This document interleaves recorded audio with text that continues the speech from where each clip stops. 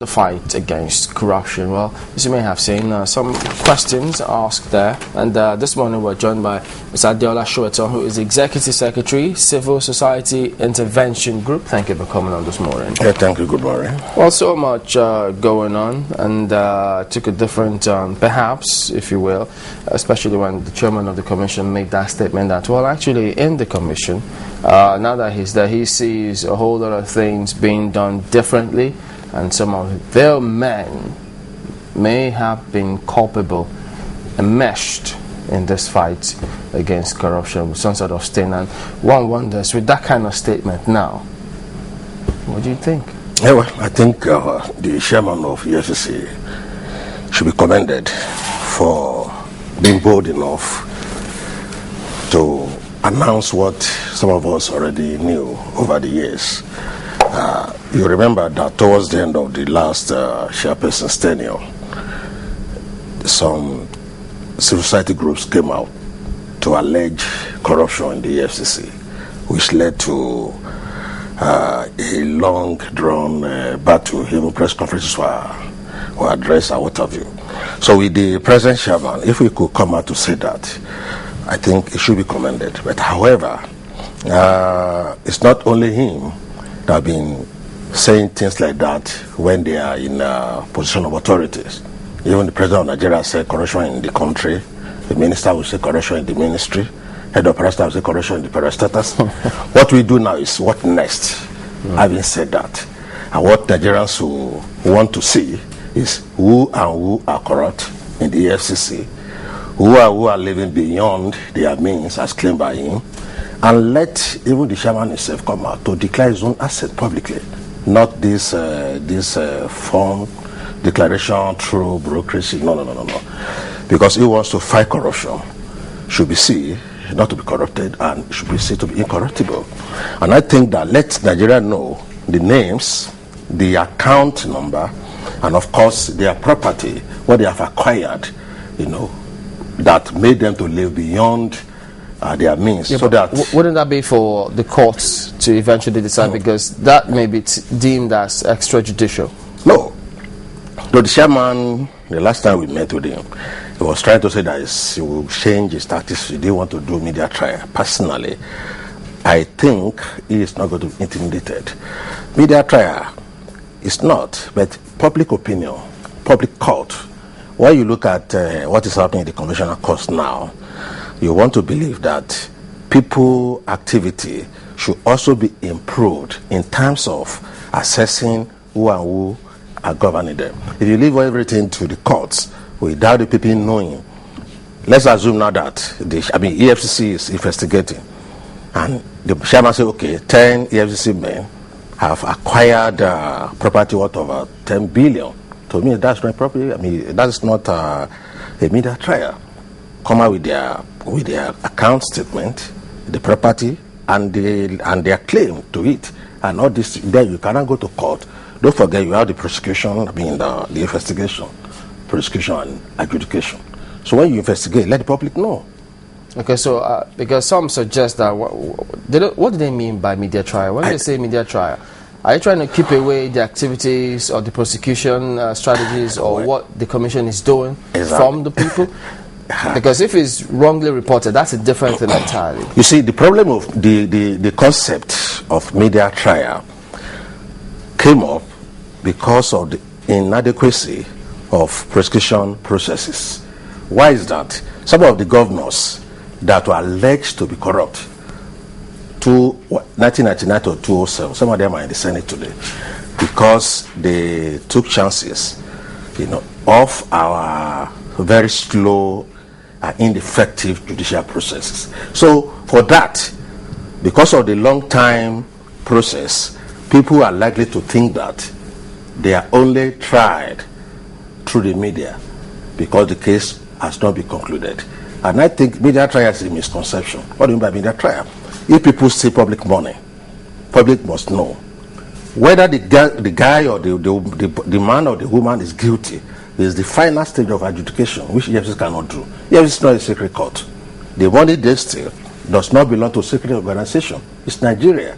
They steal from military, agency, parastatals, government steal, everybody steals around. And you want the public to be out of it. Don't forget to, media is also an arm, constitutionally recognized in Nigeria. So when you say media, I don't know what they mean. But it's a concept now that the caucus, the stealing league in Nigeria, have used to intimidate EFCC. Don't go on military. So what do you think? That don't go on military? We were witness to Ibori's trial in London. Every bit of the thing was widely reported, not only by conventional media, by the social media. And nobody is saying that will affect the trial in court. But you know Nigeria, our ruling class, they have a lot of ways of intimidating even the populace that they steal money from. Well, anyway, as we look at all of this, when Lamode did bring this revelation, it was actually a revelation. He said, well, he just realized that some of his colleagues he left, when he came back, were already living above their means, and some seemed enmeshed in that corruption that they were supposed to be fighting. But looking at the existence of 11 years existence of the EFCC, you realize that it has not even won up to 20 cases on merit. Is that to say that this corruption, if there is any in the FCC, has actually affected their cases in court? Well, there's no way the corruption in the FCC will not affect. The last time, I think just on recent, the High Court judge came out to blast 5 senior lawyers' son. And that tells you that, well, the case is still on. But personally, I would not see a case of criminal trial of allegedly fraudulent people, engaging 5 senior advocates of Nigeria. So that itself is corruption. 5 senior advocates, and these advocates don't collect less than 15 million. I'm not sure of EFCC, but I know, I read one of them during the election petition tribunal. He said he would not touch 15 million with a long pole. He was alleged to have encouraged a governorship candidate to go to court after he has lost, and he did a full page advert that even some of the young son that passed through him would not take 50 million for such a case. So you can now imagine if you have 5. Was it that it was too much or what? Too low. What? That's the reality. He said, I don't want. I read it in the interview. Not even he did the public advert to say that. It's an insult. So if you have 5 sons, let's assume each takes 15 million. That's 250 million. Now, Yoruba will say, somebody steal small thing. You want to use Shogo to go and because Shogo, if somebody steal in Yoruba land, and you look at the value of what is stolen, you want to go and meet Shogo priest. For Shogo priest, you go to collect a lot of things, cow, ogogoro, and what have you. 50 million is not too small. Mr. Soetan, this is a really, really big problem, because if the helmsman is saying that my house is dirty, it then means there should be some kind of cleansing. How do you think he can go about that, knowing full well the way the FCC has been run? Some say it's not wholly independent. My problem with EFCC fights against corruption inside is that we demand there now, with all his enthusiasm and courage, we have the God to go headlong. Don't forget that corruption is not a small boy's enterprise now in Nigeria. It's a big investment, and it's a big enterprise for those who are involved in it. Because by the time you are a big corrupt person, either a politician or what have you, you must also have your court, you must also have your sons, you must possibly also have your prosecutors. So what you are going to do is for the man to take a step further, give the names of those your members that are living beyond their means. Go as far as getting their bank accounts, go as far as getting their property anywhere in Nigeria or outside Nigeria, and list it and publish it. If anyone feels that, then you go ahead and prosecute until you get it. Then let the court go ahead. Are we guessing excuses? I mean, you seem to be able to sense some form of enthusiasm coming from the new EFCC chair. Yeah. But some people don't feel that enthusiasm. They feel that the EFCC is almost non-existent. And then with statements like this, that some of our colleagues are already living above their means, are we already giving excuses for why the EFCC cannot function as well as it should? Well, personally, EFCC, on the basis of the size and the structural involvement in corruption of the agencies of government and government officials, EFCC cannot do any human job. That's the reality. Corruption in Nigeria is systemic, very, very systemic. And the man is a serving police officer, maybe assistant commissioner of police or what have you. I'm not sure he can step on so many toes. I'm not sure of that. We have to be very frank. Why not? Don't forget to, even before him, even with Ribadu, Effrontery, or what have you, Courage, or what have you, he never invited for once Shifolushe Obasanjo and all the untouchables in Nigeria, even against petitions sent to them. Do we really have untouchables in Nigeria? We have. Don't forget that when we had this power probe, about $64.1 billion, everybody was saying this, and they said, look, invite the former president. We are not accusing now, but let it come and through light. He was never invited for once. And cases like that, so we have untouchables. Don't let us deceive ourselves. It's only a revolutionary government that wants to totally rearrange the structural whatever of the country that can say no untouchable. Now there's untouchable. In fact, don't forget too, I think years back,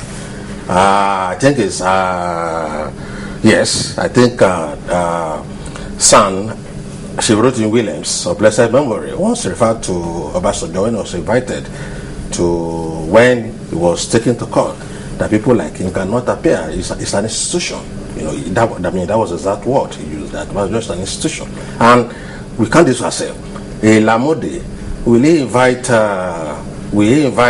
Jonathan's wife, Dame, to say, well, you alleged sometime by my former boss that you were involved in this when your husband was a governor. We will not do that. We will invite even Mr. President, even against immunity. Mr. Soetan, are we wasting our time?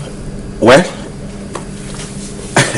it's a conclusion that we are likely going to be drawing now. In fact, I think last week I was on TV program. I said, look, instead of wasting all this billion, and nothing happens, why can't we just take these thieves, quote unquote, take them to the market space, and for us to even have psychological relief, let's shout ole ole and release them to go and enjoy their money.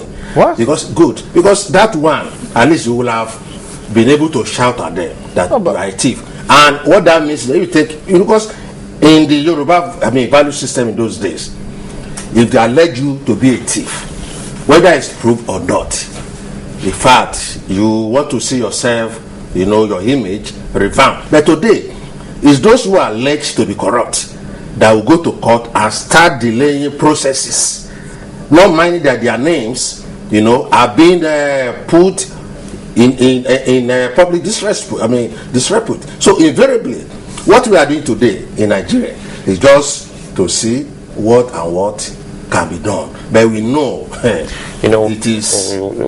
When you talk about, sorry to butt in here, when you talk about delayed cases, because there's a report about the commission online, and I'll give you a quote here, and it says, he was told and was advised to investigate how some of the commission's lawyers have been engaging in sharp practices, collecting money from accused persons to water down their charges or mess up with the prosecution in such a way that the cases against the accused persons will be difficult to sustain.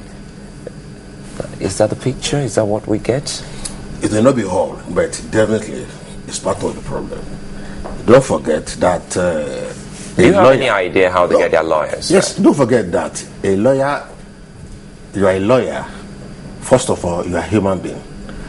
And it depends on your ideological orientation. I think you get it. There are some lawyers that also prosper within this corrupt system. Lawyers are known, some of the lawyers are known to do, in fact, look at this election, whatever, I just don't want to mention names. Some prominent lawyers will be lawyers for this candidate who belongs to this party. The next time they jump to another party, the other opposite party, to do lawyer. So invariably this thing is not part of. It's not that because you are a lawyer, you can't be corrupt. No. It depends on where you are coming from. What is your pedigree? And we have seen instances. Take for instance when Keyamo did Bodejo's case, and the judge within a period of 1 year, the case was concluded. But why is it now that you have lawyers that will come with 800 charges even before the accused person takes play of all those charges? The case is already. What do you think is going on? What's the difference between these days and that case? Good. You see, when you have a lawyer who himself ideologically and morally thinks that there must be a change in the system and radically involved in social change, is different from a lawyer who sees his profession as purely a business enterprise and it is not concerned about the change. While we were in student movement, we know those lawyers that will go to, and we know those lawyers will never go to, because some lawyers will say, look, go and obey your vice chancellor, you cannot change the system. But some lawyers say, look, let me see, if the cases are not criminal ones, I will not take a kobo. And Ganifayemi was a leading counsel in such. So if we know them, we know those lawyers, that if EFCC should approach them and they take such a case up, we are likely going to get a very brilliant prosecution. But when you go and give lawyers on the basis of seniority, which even many lawyers are questioning the processes of attaining this height, then there's going to be a problem. Don't forget to where you belong. The class you belong also affects your orientation. Okay, but so it's a question of a lose-lose situation if care is not taken. But the thing is, there will always be sections of members of the public, whether civil society groups, lawyers, anybody, who will always be critical about the fight against corruption, irrespective of what they do. But have we been able to identify the various stages of this fight? Because you have the investigative stage where the commission has to gather the evidence, and then the lawyers come in and then go to courts. So, but it looks as though we lump everything together and make a judgment. Well, rightly or wrongly, are we on track if we do that? The EFCC, according to his chairperson, believed that they are doing marvelous job in prosecution. And where the problem lies is judiciary, we have no power over. But you also want to believe in. Why is that? When you take a case to court, cases of, don't forget, we have cases that are over 10 years. You know, we have cases in court, judiciary, corruption cases. I'm not sure those cases will even come up again. And the procedure is simple. When you take them to court, they develop kidney problem. The accused person instantly develop kidney problem, heart problem, which they never developed before. And it's a closed circuit thing. You allege, they file bail, the judge say no, you will not take bail on the basis of verbal application. So 2 weeks, remanded in custody. Everybody's happy. Oh, yeah. When they come back, he grants bail, but he say submit your international passport. Then he gives 3 months for adjournment. When the man will come to court, or the woman, she will look so sickly that the sir will say he wants to go to Britain or US to take medical whatever. Then the passport will be released. After that, he will send a letter from where he is, demanding or requesting for another 3-4 months because the doctor will say he's almost dying. This is the man that spent 8 years as governor, that was gallivanting around, never developed anything. So when he comes back, by the time he comes back, another bigger thief will have been on stage. So nobody will be thinking of the one that comes back again. So that's the game plan. So stage by stage now, huh? we allow that to fizzle out while we look out for something fresh. No, something fresh will no, corruption is the best quote and it's the best business people are involved in now. And you ask me why. We are talking of privatization. You just called it business. Yes, it is. Because don't forget, it was not like this over the years. When we started this privatization, acquisition, and people want to acquire and acquire. So they must invest in politics. So they monetize politics to make sure that people who are not big are not involved in politics. So when they get there, most of them, embezzle money in order to acquire property. So when you start, you don't forget to, when I say EFCC may not be able to do much, is because the foundation, the structural adjustment program, which the government has committed itself wrongly, has enabled government to have more money but less function. It's interesting, Mr. Soetan. Speaking with you, I get the vibe that, you're both pessimistic in the sense that the EFCC is just a puny little David who can do nothing against this monster called corruption. And then at the same time, you have a bit of hope that, who knows, maybe David might actually be empowered to throw that stone and corruption would actually, collapse. We never can tell. But it's very hard to know what exactly your mind is in terms of this corruption. I asked you earlier on, are we wasting our time? I'm being dialectical. That's getting issue, not from one perspective. If you ask me, we are wasting our time from my understanding as a Marxist. Because a situation like this, wherein you have government commercializing everything, government handing off everything, water, no, education, no, health, no, everything is privatized. And it's the period that we're having more money.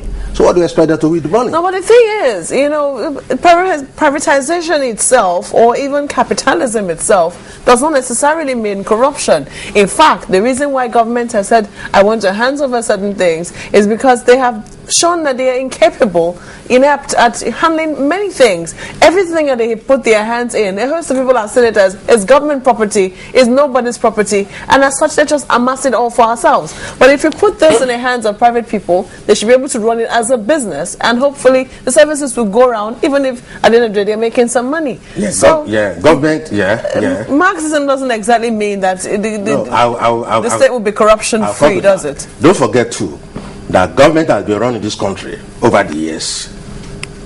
I was a media person attached to Onabanjo of blessed memory, and we knew how they ran Ogun State. We have been involved. We have seen government before in Nigeria, so it's not new where government was doing everything. I went to public school all my life. So you think that the government is giving excuses? I'm telling you, look, why government company will corrupt is because they made it so. The Adeola ran Wema board. The Adeola were doing cocoa board. The Adeola were doing a lot of things. You're talking about the time of utopia. Do you think no, it's not utopia, it's reality.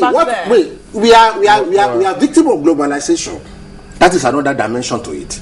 And you ask yourself, if privatization is so marvelous, why is it that when you have global collapse, even in Nigeria, government is now using public fund to fund all these things? I'm not saying that I'm not totally against privatization, but let's create alternative situation, not that you sell our property. So you say now let them go and do their own. Now that the country has a lot more money, there should be a lot more developments. Exactly.